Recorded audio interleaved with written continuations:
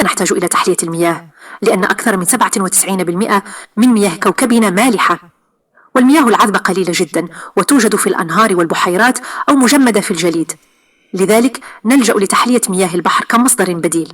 كيف تتم عملية التحلية؟ هناك طريقتان رئيسيتان: التحلية الحرارية. في هذه الطريقة نقوم بغلي الماء ثم تجميع البخار وتكثيفه ليصبح ماء نقيا تماما مثل دورة الماء في الطبيعة.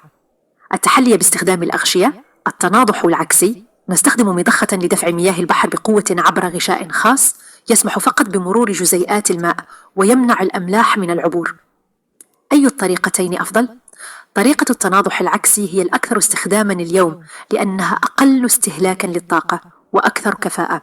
هل تحلية المياه مكلفة؟ نعم، فهي تحتاج إلى طاقة كبيرة خاصة في البلدان الفقيرة. لكن مع تطور التكنولوجيا واستخدام الطاقة الشمسية أصبحت التكلفة